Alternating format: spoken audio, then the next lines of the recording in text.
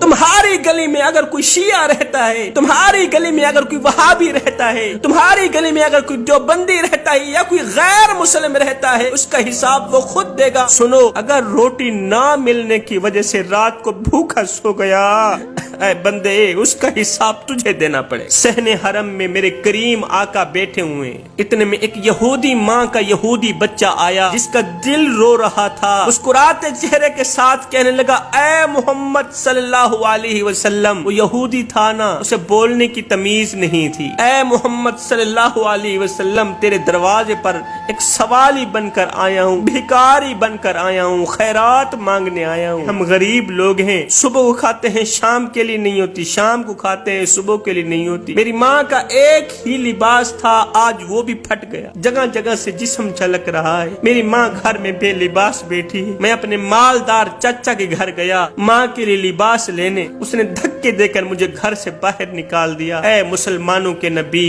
रोता हुआ वापस माँ के घर जा ही रहा था, रास्ते में से एक शख्स मिल गया। उसने कहा, ओ बच्चे रो मत, अगर चाचू जी ने तुझे माँ के लिए चादर नहीं दी, लिबास नहीं दिया तो क्या हुआ, चला जा सहने हरम में, वहाँ मोहम्मद नाम का एक शख्स बैठा हुआ है। मैंने सुना है उसके दरवाजे पर अपना तो अपना दुश्मन भी चला जाए, वो खाली हाथ वापस नहीं भेज। मुझे और कोई दरवाजा नजर नहीं आया, तेरे दरवाजे पर आया हूँ। मेरी माँ बेलिबास बैठी है, उसके लिए लिबास की मुझे अशद जरूरत है। पहले बता दूं, मेरी माँ ने मुझे रोका है, चादर देनी है तो दे दे, मैं तेरा कलीमा नहीं पढ़ूं। मेरे नबी ने जब उस यहूदी बच्चे की तोतली जुबान और तोतले लहजे से ये दर्दनाक जुमले सुने तो मेरे करीम नबी का दिल शफकत से भर आया।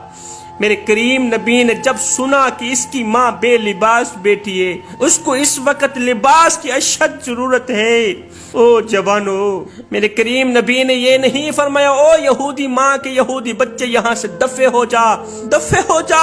मेरी मदद तो सिर्फ मेरे मुसलमानों के लिए ना मियाँ ना। जब मेरे करीम नबी ने सुना कि इसकी माँ बेलिबास बैठी है, उसे लिबास की अशद जरूरत है, तो मेरे नबी ने अपनी रहमत वाली चादर उतारी, रहमत वाली चादर उतार कर उस बच्चे के हाथ में देकर फरमाया, बच्चे जल्दी जा, माँ का जिस्म ढांप किया, जल्दी जा, माँ का जिस्म ढांप ले, तेरी माँ बेलिबास बैठी है, उसे इस वक्त लिबास की अशद जरूरत है। ये बच्चा रहमत वाली चादर लेकर दौड़ता दौड़ता घर गया, माँ लेटी हुई है, वो रहमत वाली चादर उड़ा है। जैसे ही रहमत वाली चादर यहूदी माँ के ऊपर गई, माँ के दिल की दुनिया बदल गई। माँ ने कहा, ओ बच्चे, कहीं अपना धर्म तो नहीं दे के आ गया, कहीं उसने शर्त तो नहीं रखी थी कि जब तक तू कलिमा नहीं पढ़ेगा मैं तुझे चादर नहीं दूंगा, मैं तुझे लिबास नहीं दूंगा। वो बच्चे, कहीं आबाओ अजदाद वाला धर्म तो नहीं दे के आ गया? कहा, नहीं माँ, नफे का सौदा करके आया हूँ,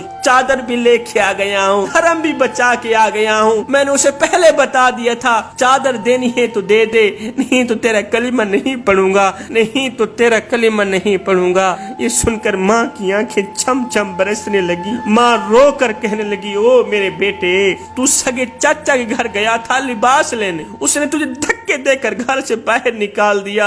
हाय, कितना करीम है मुसलमानों का नबी, कितना रहीम है मुसलमानों का नबी, और कितना मेहरबान है मुसलमानों का नबी। बेटे, वो नबी भी सच्चा है, उसका दीन भी सच्चा है, उसका सब कुछ सच्चा है।